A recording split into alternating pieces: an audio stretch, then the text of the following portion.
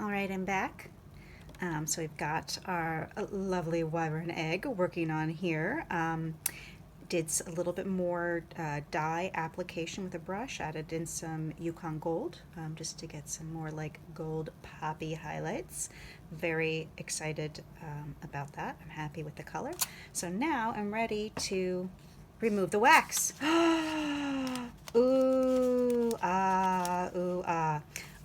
So there's plenty of ways to remove wax. I personally really like drink containers. They are a great, the drink holders that you can get. They're perfect size for emu and rhea eggs.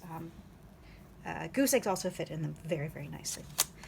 So I have nice deep cut lines in here, which the wax will want to stick to as I melt the wax off.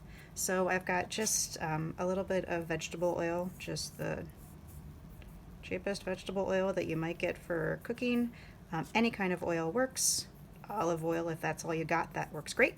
I happen to have this enormous thing because I sent out my boyfriend for a tiny amount of cooking oil and he came back with a gallon jug, which I never managed to use before it went rancid.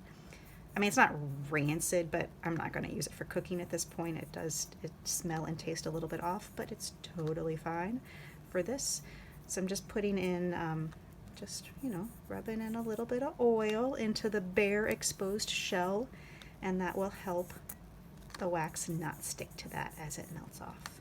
Because I don't want the wax to stick to that, because then I'll have to scrape it off, and then I might scrape off some of the surface that has the dye on it, and then I have to start all over again, and that's not the greatest thing in the world. And I also don't want to end up with a bunch of dye residue or wax residue.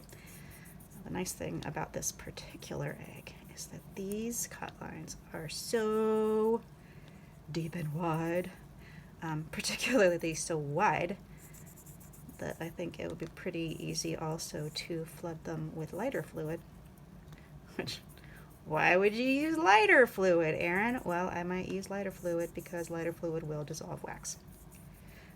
It's sort of the last-ditch effort when you got a little bit of wax residue left on a finished egg and you've melted off all your wax and you think it's all gone, and then gosh darn it, there's still just a little bit of wax, and you want to make sure that all the wax residue is gone. Lighter fluid works great for that. Okay. Well, I'm going to put a paper towel there to start catching the drippings. And I'm going to wipe off my oily fingers and see if there's any way for me to turn off volume.